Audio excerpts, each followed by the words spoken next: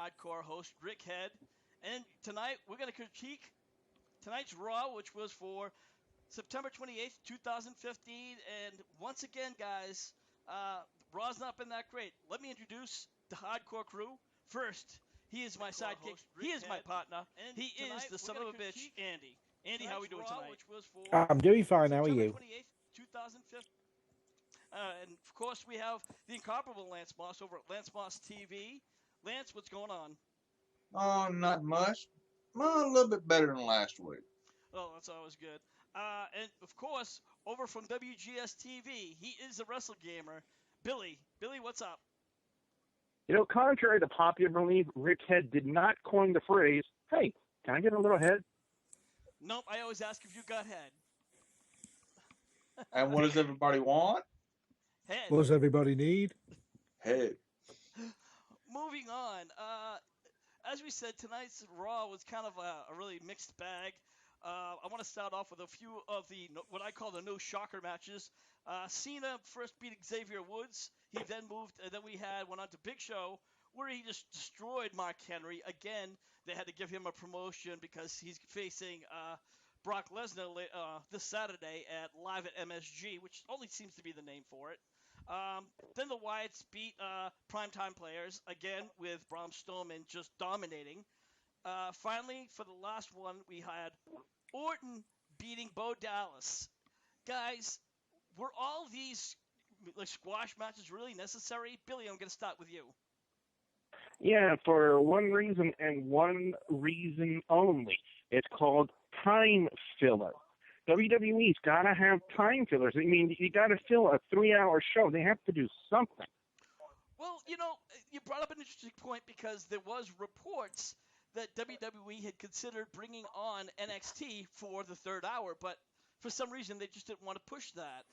Lance, what was your thoughts about that? Do you think that would have been a better idea? Would have been more entertaining, that's for damn sure.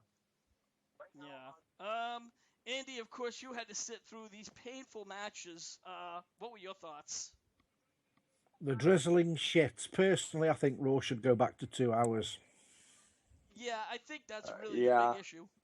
Because the problem is, as Billy said, it's a time filler, and they're just doing every single thing they possibly can to make those make that extra time worth it. And it's just hurting the product more than it's helping.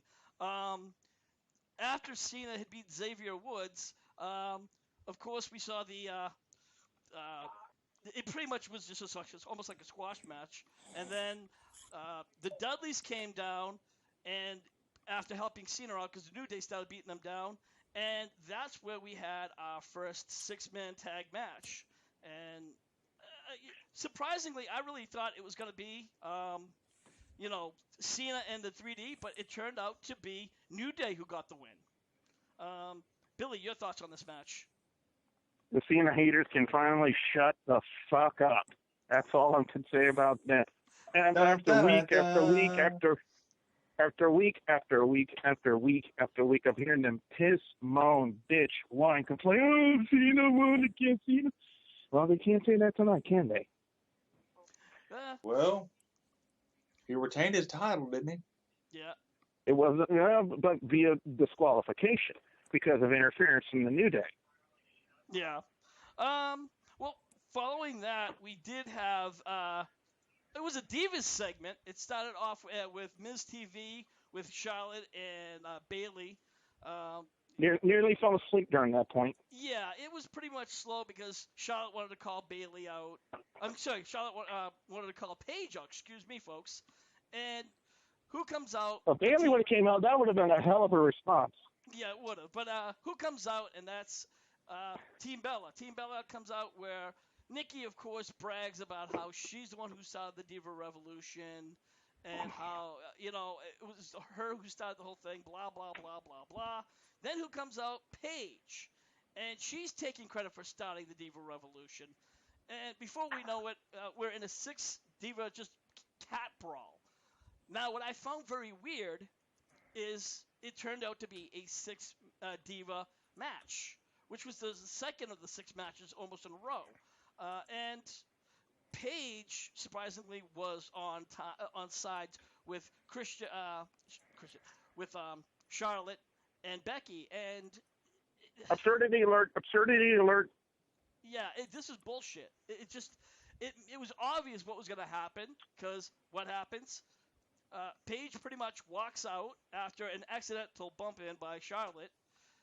Natalia tries to come out and, say, hey, what the fuck's wrong with you? She comes in and tries to take Paige's place, but Paige runs down and attacks her, and giving all that, Nikki Bella gets the win with the Bella Buster, not the Bella Buster, the Rack Rack attack. Attack. Thank you very much. I can't get my shit together, folks. So hey, that's Hey, HWR. that's what I'm here for. Yeah. Lance, what was your thoughts on this whole segment / match? Oh. I mean, one, I've said before and I've said it again, I am not a fan of this Miz bullshit. But, yeah, kind of predictable. But, I mean, I saw where it was coming. Well, like when they had Paige nailed down, I saw where it was coming. But I didn't quite mind it, if that makes sense. It's like, yeah, at least they're giving something better than the squabbling back and forth. They're actually putting a little bit of effort into a Divas angle. But with the Miz and Nikki Bella there's only one person worse on the mic than her in this whole damn company, and that's Brock.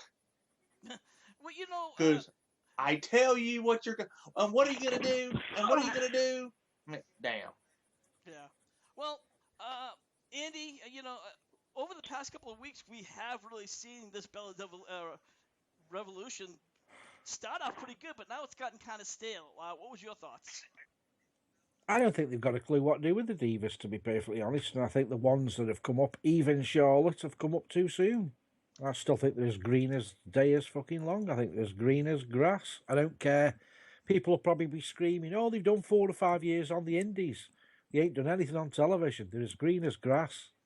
Okay. Billy, your thoughts? Can you repeat that one more time? My phone cut out. Well, Andy pretty much just said he thought that the Divas are green as grass, but I want to know what your thoughts about this Diva segment / match. Well, I'm going to disagree with Andy to an extent, and Andy, let me explain. Because of the fact that even though some of these NXT Divas you said are, quote, green as grass, they're a hell of a lot better. I mean, a hell of a lot better than the prancy motherfucking Divas that got going around, well, wanting to be just eye candy and have absolutely zero fucking talent inside the ring. Right, yeah, I agree. I mean, there's still better Divas. I still think there's a far better Divas division on TNA, but there you go. That's a different story. Yeah, well, we do have a comment from over in our comment room from Avery Thompson. Segment wasn't that bad. Just don't know how they refuse to acknowledge Sasha beating Paige 3 weeks in a row. And that was an interesting point, because I felt that Sasha has been very dominating, and she wasn't even on the show tonight. So, can we see Sasha becoming a future Divas champion in the very near future? Sasha couldn't beat my dick. Okay, well, that sounds like a personal issue. Then someone didn't see NXT Brooklyn with Sasha Banks and Bayley then. Yeah, Billy, I have to agree with you. I am a big fan of Sasha Banks, even when she was at NXT, and I think she's really come up, and despite coming up too soon, I am very impressed. We do have another comment from Avery. Avery, welcome to the show. We appreciate your comments. He says, I don't know how Charlotte is acting like she's the bomb, and she's cocky to me. And, well, I think she's trying to getting that from her father, which, again, I've said this more than once. Charlotte needs to get off her father's Rick, Rick, I hate to interrupt, but this is one of the things that I hate. I absolutely loathe about fans who don't watch the NXT product. If you watch the NXT product, and I guarantee you, $9.99 a month for WWE Network is really worth it. It is really worth it. You get more than your money's worth, and you see all of these great talents from NXT, and you see them developing and going into the main roster. And what really, really pisses me off are these fans who don't want to shell out $10 fucking for the damn WWE network and just sit there and make these kind of opinions about these talents without knowing where they fucking came from. Wow, and there you have it, folks. He is passionate and he's very outspoken, and he is the WrestleGamer, guys. And while I can agree with Billy's frustration because, you know what, NXT and the WWE product network is a decent product, excuse me, and there's no reason for, you know, $10, you get to watch all your pay-per-views. Even though I have to admit lately, it's been kind of on a downward spiral. NXT is definitely the savior of the product. And I haven't watched the past couple of episodes, but what I have seen, I've been greatly impressed. And here's another comment from Avery. This is my biggest... This is the big leagues, though. Excuse me, I can't even read tonight. Fuck. Don't come up and act like you own the place. And... you know, with any wrestler, you kind of have to step up and you have to pretend, act as if you're in that comment. You have to act that role. Otherwise, what's the point? Moving on, guys, I want to get on to the Kane segment where we pretty much saw first it was Corporate Kane. He had to do an evaluation. He came clean with the evaluation, saying he's of sound body and mind, while Seth needs to be evaluated, saying that he's mean, cruel, and manipulative. This brings Seth down to the ring. Seth attacks Kane, literally taking his ankle out. We see him getting pulled out in a gurney, and what do we see in the back? We see like the red, fire happening in the ambulance, and we see the Devil's favorite demon, Kane, come out. Now, guys, at first I thought this was like a Jekyll and Hyde kind of gimmick, but now it reminds me more of the Incredible Hulk type gimmick. Billy, your thoughts? Well, for one thing, I really would like to know how they pulled that whole thing off. I mean, the entire setup to the ambulance trick. How did they install the lights, the smoke, and how fast did they get Kane out of that suit and into that mask? I mean, to me, that's an incredible special effect right there by WWE, and I'm just a little bit curious as to how they actually pulled that off. But as far as the segment goes, you kind of saw it coming. You kind of saw it coming, especially after Seth Rollins attacked King. You kind of figured, oh shit, then where are they going to bring up Demon King? Where are they going to pull him out from? Where are we going to see him? And lo and behold, we saw him come out of the ambulance, and when we thought it was going to be a broken angle, one stomp later, Demon King corrects the problem and just absolutely just decimates Seth Rollins in the ring. As much as it's, I kind of relish in the fact of seeing Seth Rollins squirm because he is kind of that cowardly heel champion that, you love to see get his ass handed to him on a daily basis. It's getting kind of to the point where, I see it coming now. And, one thing I've always said on the channel, and you guys know what I've always said. When wrestling becomes predictable, it becomes boring. However, there is an exception to that rule. The exception is if the execution is superb. And the execution wasn't quite superb in the segment. It was still right up there. It was still entertaining, and they still pulled it off really, really well. I agree. And we were talking about this during the segment, how rather than having, Kane, kind of go back and forth this character, they should have had like another Kane come out, which really would have been like a huge shock. But obviously, I don't think they're going in that direction. They're kind of having, like I said, Jekyll and Hyde / Incredible Hulk. And Billy, if you didn't notice, Kane had his boots on, so it's believed, or that's the way we were all talking about, that Kane must have had his suit underneath his, suit. So all he had to do was just basically pull down his pants, no pun intended, take off his tie and shirt and vest, and he's there. Put on the mask, and you're done. And that's why Seth kind of did that little extended promo past beating down Kane. I think we need to be careful. We might be giving Andy ideas. Well, speaking of the son of a bitch, what did you think about that segment? I thought the segment was okay, apart from are we supposed to forget at the beginning of the night, Triple H and Stephanie said, we've got some psychiatric person here who's going to be keeping their eye on you, Kane, every 30 seconds. They're going to be with you everywhere. She soon fucked off out the ring and disappeared. Well, obviously, yeah, and that's kind of expected. Are we supposed to have forgotten about that? No, we didn't forget about that because, as I said, it was an evaluation. They even had the hashtag Kane evaluation. She followed him all in the back. There was several segments, which we don't always report, but anybody who watches Raw knew what happened. Let's move on to we had the Rusev versus Owens, and of course there was Ryback who was sitting at ringside. Now here's the interesting part. Owens and Rusev, the match goes to the outside where Owens shoves Rusev into Ryback, and Ryback just gets up and starts swinging. Now you figure the match gets thrown out, obviously, and then what happens? We see Owens and Rusev gang up on Ryback. So my question is, guys, do we possibly see a triple threat or maybe even a fatal four-way by Dolph Ziggler, who did come out and kind of chase the two off? Andy, your thoughts? You see a tag team or do you see a fatal four-way? I really don't want to see any. I'm sick of seeing Rusev and Dolph Ziggler in the same sentence. It's getting ridiculously bad. Yeah. Lance, your thoughts? Of the three options, I'd rather see a fatal four-way if they did it elimination style. Because that would kind of give it some pizzazz, because I've said it before, I'm not a really big fan of the either tags or the multi-guy matches where there's like really no stipulation. It's just kind of a clusterfuck.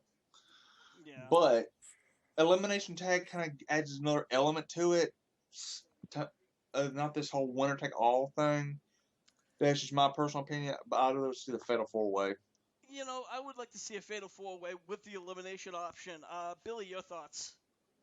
One of the things that has me really on the fence about whether or not this could be classified as the inception of an angle for a fatal four-way match for the Intercontinental Championship is the fact that we've never seen because to my recollection, we haven't seen yet the conclusion of the angle between Dolph Ziggler and Rusev over the Lana Summer Rae thing. And as far as tag team matches are concerned, for one thing, if we don't see one on SmackDown this Thursday night, I'm going to be shocked because WWE Creative, as of late, has just been trying to pull things out of their ass, and so far they pulled out Zippo. But as far as the fatal four-way, if they don't really go on with the whole angle with Dolph Ziggler and Rusev, more than likely it could happen. I'm going to put it in the range of 45 to 69%.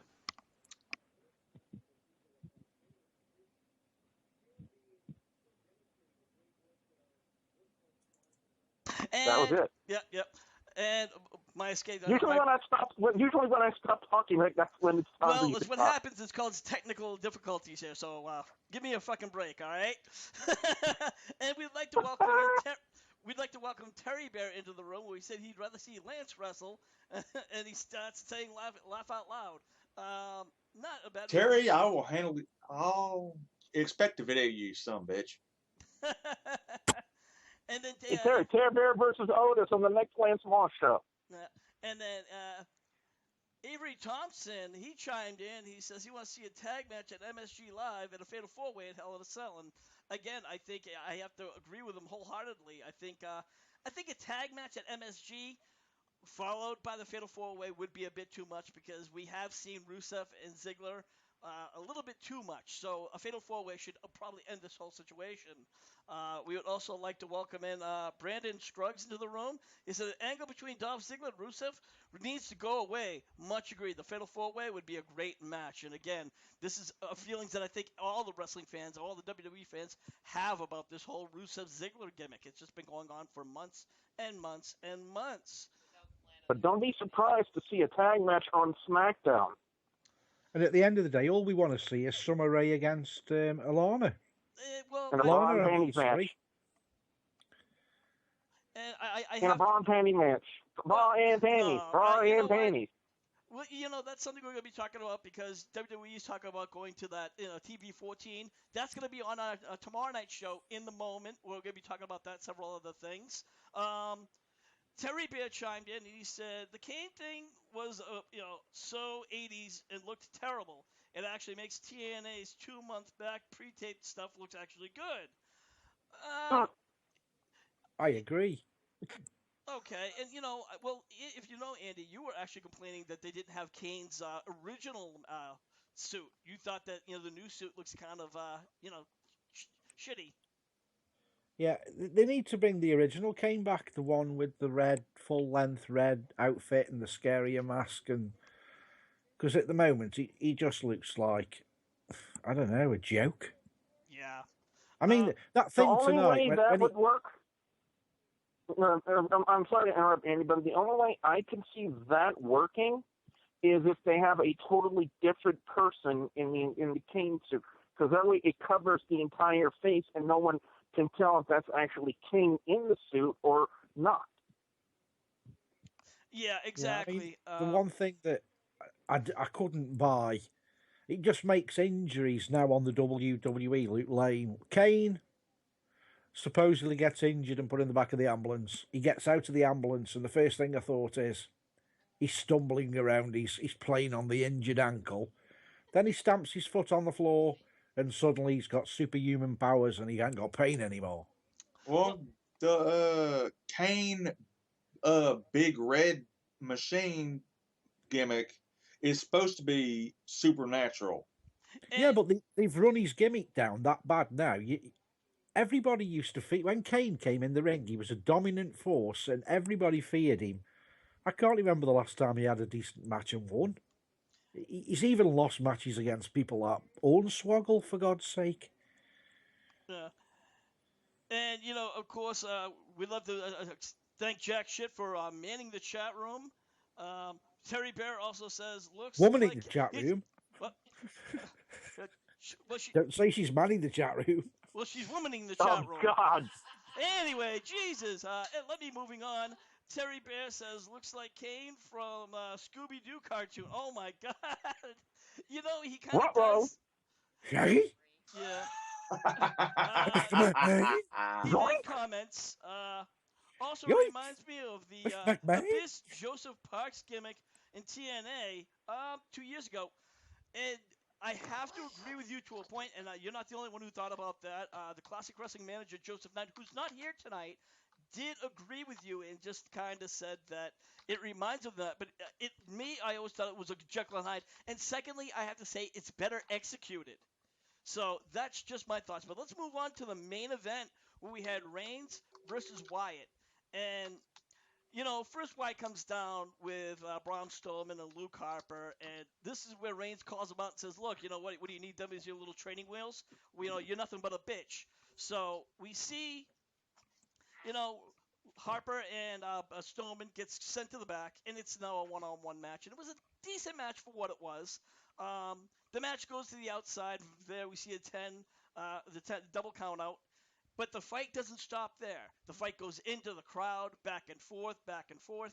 Wyatt gets the upper hand, so he goes out and he gets up on top of the table and starts, cheering for himself, saying, I won, I won. Well, he got celebrated a little too early as Reigns hops over the guardrail and spears him. And that's pretty much where Raw came to an end. Sorry, Andy, what did you think about this main event? Was it anything entertainable about that? You know my feelings on Bray Wyatt. He doesn't even deserve main event status at all. I have to admit his gimmicks, his promos are very boring to me. It just sounds like they're constantly being rehashed. But I know that a lot of fans do like Wyatt, and a lot of fans are standing behind him. I think he's got some good ring skills. He has potential, but he needs to up his game a little bit more. Lance, your thoughts? Yeah, the match was but the more memorable stuff was the fighting in the crowd and them putting each other through a table at the end. Yeah. Billy, over to you. I gotta agree with Lance on that one. I mean, the more memorable things about this match is what transpired after the match went over, and those are the kind of finishes we don't see a lot out of WWE as of late. Those wild, out of control fights in the crowds to a finish. We really don't see that anymore in WWE, and I gotta say, bravo on what they did tonight. Yeah, absolutely. Jess the Jabroni, who's one of our new family members here at HWR, she was not able to join us tonight. She did do some play-by-plays in our chat room. That's facebook.com. Chat room, not HWR chat room. I can't even talk tonight. I'm telling you, it must be Raw that's doing It's a this to me. Monday. It's a Monday. Yeah. And she commented, "This is one of the worst Raws I've seen in a while." And I have to agree with her, but I also have to disagree with her because last week's Raw kind of sucked too. And it just seems that WWE is getting very lackadaisy. Of course, we always want to know our fans' thoughts. Please make sure you put your comments in the comment section below. We would love to thank everybody who came in the chat room and, of course, has put their comments in. But now it's time to wrap up HWR's Raw reaction. Keep in mind for tomorrow night at 8 o'clock Eastern Time, 8:30 Eastern Time. I'm telling you guys, I must be high. We're going to have our In the Moment. When are you not? Good point. Very good point. We're going to see, we're going to be talking about WWE going back to the TV 14 ratings. We're also going to be talking about WWE's gag orders. And finally, this is something I'm going to be ranting about now, is the Chris Benoit topic being banned in several Facebook chat rooms. And should it be banned? So, guys, make sure you join us for that because we want to also hear your thoughts. So, Hey, can we also add in something I was taking notice of on YouTube, the new so-called fantastic Owen Hart tribute DVD, which is coming out on November the 15th, and to coin a phrase from Bret Hart, the video is the shits. well, you know what? I would absolutely like to talk about that. So that's something we will also bring up. And within the moment, you don't know what else the hell we're going to talk about because, we digress like motherfuckers in that room. So, again, follow us over at facebook.com/hardcore wrestling radio or join us in the HWR chat room on Facebook. Please take a few seconds and hit that subscribe button in the upper right-hand corner and follow us over at HWR show at youtube.com. We have the son of a bitch, Andy. Andy, where can I find you? What do you got going on? Yeah, you can find me at www.stokehaunted.com. And we're not endorsed by this company at all, but please go on to Wrestle Talk TV, which is a UK show, and look out Sunday night show, Sunday just gone, and look at Bret Hart's comments about the Owen Hart DVD, and then you can join us on the show, on the HWR show, and tell us what your thoughts are on the DVD. But whilst you're on that show, just tell them that you were sent to their show from HWR, because it'll give us a bit of a plug. Yeah, absolutely. Guys, when you like and subscribe HWR on the show over at YouTube, you help support this product. So, guys, we appreciate your comments, but we love the likes, and, of course, we love the subscriptions even more. Now we have the incomparable Lance Moss, and he's over at youtube.com/Lance Moss TV. Lance, what do you got going on over there? I got album reviews, NASCAR discussion videos, redneck gourmet cooking videos, musical equipment reviews, some rants every Wednesday night at 7 p.m. Central Time. I go live with Lance Moss TV and friends. You never know who's going to show up. Hell, last week we had Billy in the chat room. I was scared. I was scared for the longest time. Hey, that other guy's from Louisiana, so watch your shit, bastard. And I'll see y'all. And don't forget to hit me up on Twitter. It's at Lance Moss TV. I get really freaked out when you say you do redneck cooking. He's not cooking me, Andy. Well, last but not least, he is the WrestleGamer, Double B, Billy, and, he's the only guy on the internet that can properly put wrestling and video games together. Billy, what do you got going on over at WGSTV? Of course, every day at 9 a.m. Central Time in the morning to check out WWE Plays. My current two games right now are Sakura Fantasy. Lance, you know the one I'm talking about. And also Frambo, and it's a really, really trippy-ass game where you take one drug and you see blood everywhere. And look, I got to ask you, is that what happens when you hit a blunt? You see blood everywhere? No, I'm sorry.